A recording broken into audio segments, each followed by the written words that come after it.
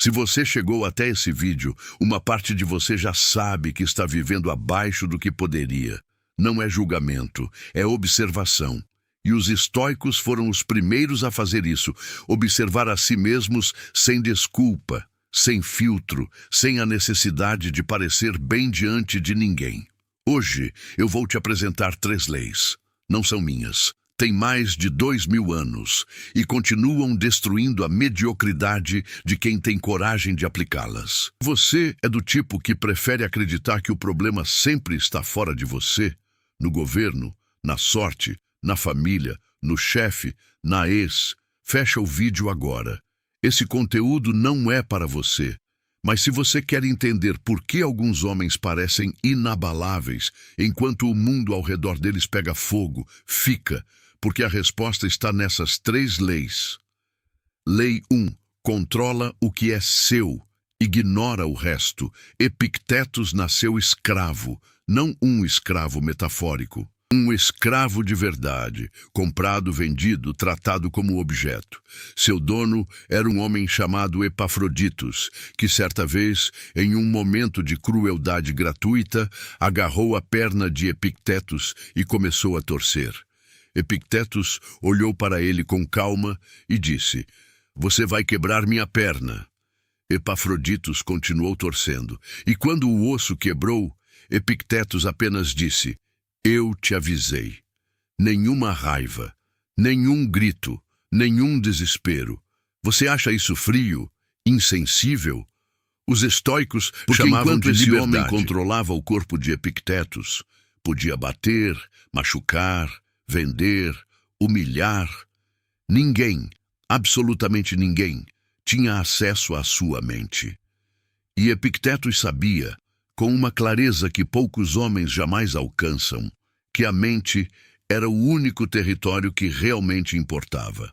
A primeira lei estoica é essa: existe o que depende de você e o que não depende de você.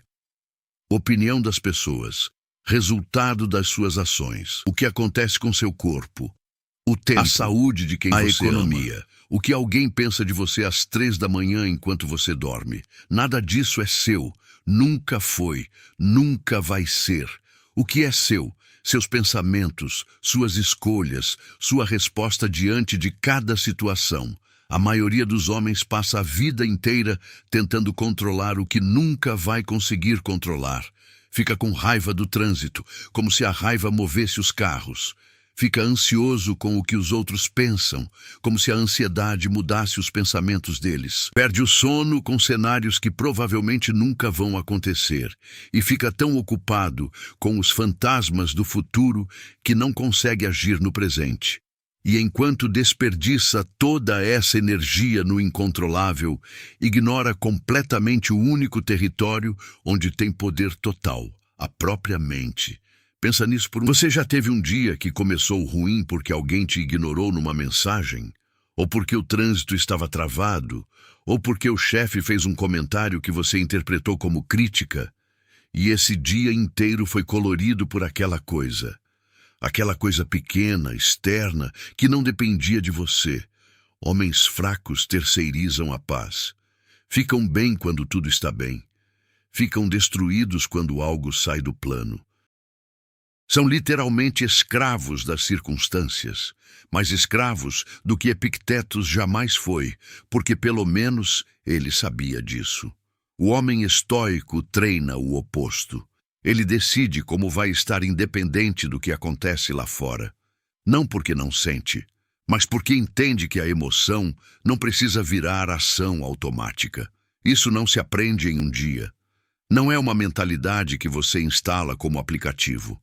É uma prática diária, lenta, às vezes frustrante. Começa com uma pergunta simples, e você vai repetir essa pergunta toda vez que sentir que está perdendo o controle. Isso depende de mim ou não depende de mim? Se depende, age, faz algo, toma uma decisão. Se não depende, solta. Não porque não importa, mas porque segurar não vai mudar nada. Só vai te desgastar. Lei 2. O desconforto é o caminho, não o obstáculo. Marco Aurélio era o imperador de Roma. Pensa no que isso significa. O homem mais poderoso do mundo conhecido. Controlava exércitos, territórios, riquezas que a maioria dos impérios jamais viu. Podia ter qualquer coisa que quisesse. Os melhores alimentos, os melhores colchões, os melhores vinhos, o conforto absoluto em cada segundo de cada dia.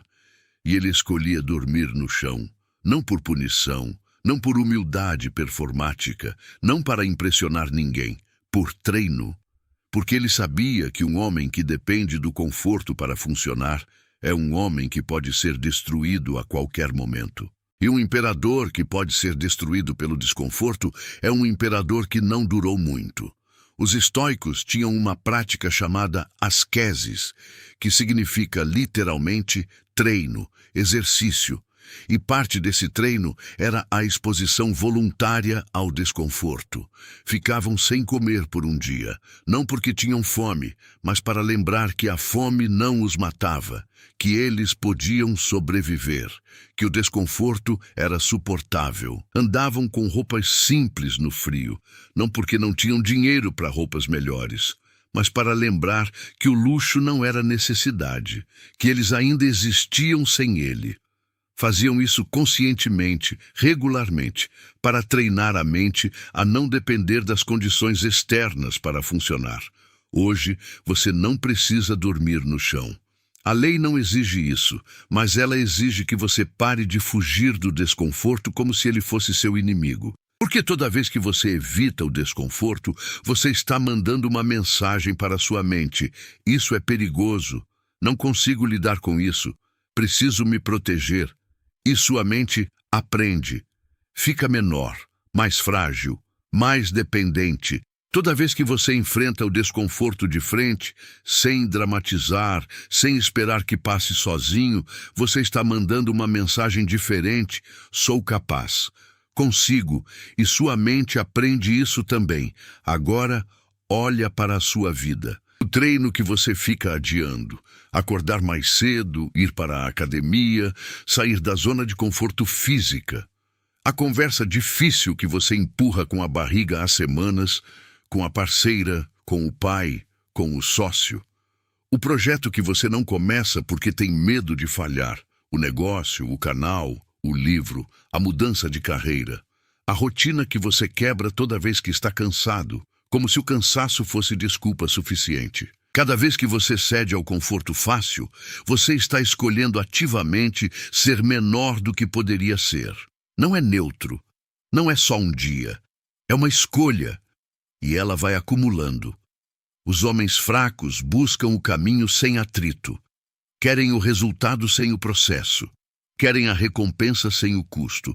E ficam frustrados quando a vida não funciona assim. Como se a vida tivesse quebrado o contrato, quando, na verdade, eles nunca leram o contrato. Homens estoicos sabem que o atrito é o caminho, não o obstáculo, o caminho.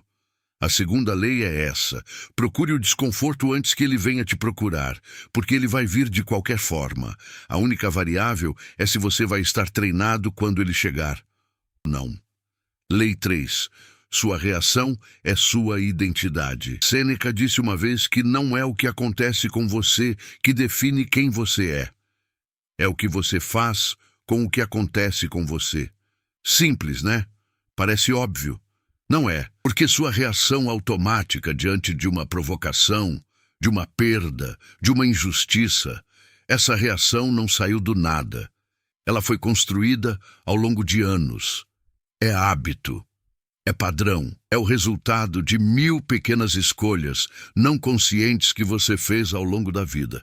E a maioria dos homens nunca questionou esse padrão uma única vez. Alguém te desrespeita e você explode, e depois justifica a explosão como se a raiva fosse automática, inevitável, como se você fosse apenas um instrumento nas mãos da emoção. Alguém te ignora e você fica ruminando por dias. Repassando a situação, construindo respostas imaginárias, vivendo dentro de um conflito que talvez só exista na sua cabeça. Algo dá errado no trabalho, na vida, no relacionamento, e o instinto imediato é culpar o mundo, o mercado, a sorte, as pessoas ao redor. Qualquer coisa que tire o foco de você, você acha que está reagindo. Na verdade, está obedecendo a padrões que você nunca escolheu conscientemente. Padrões herdados, absorvidos, automatizados. Os estoicos chamavam o espaço entre o estímulo e a reação de o lugar da liberdade.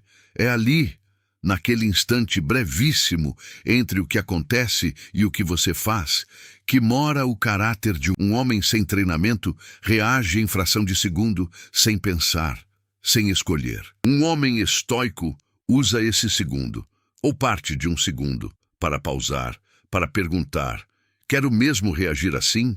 Isso representa quem eu quero ser? Como treinar isso?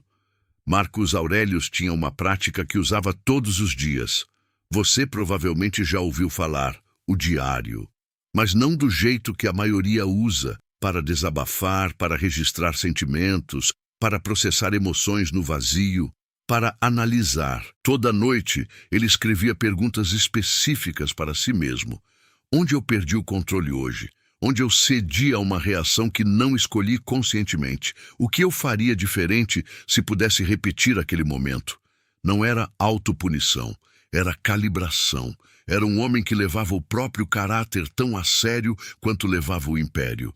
E o resultado disso está nas páginas de Meditações, um livro que ele nunca planejou publicar, escrito apenas para si mesmo, que sobreviveu 2000 anos e continua mais relevante do que 99% do que se publica hoje. A terceira lei é essa.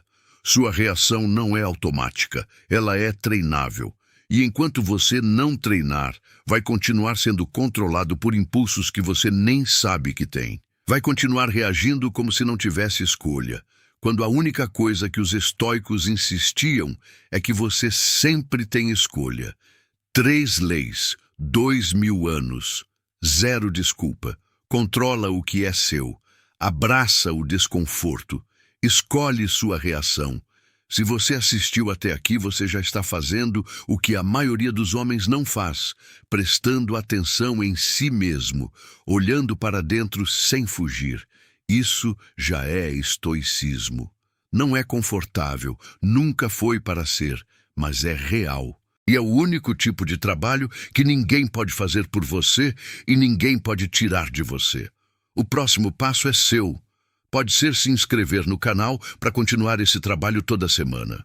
Pode ser abrir o bloco de notas agora, hoje, não amanhã, e escrever qual das 3 leis você mais precisa treinar. E por quê?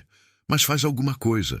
Porque o homem que só assiste e não age está praticando exatamente o oposto do que os estoicos ensinaram. Estoicismo na pele. Até o próximo.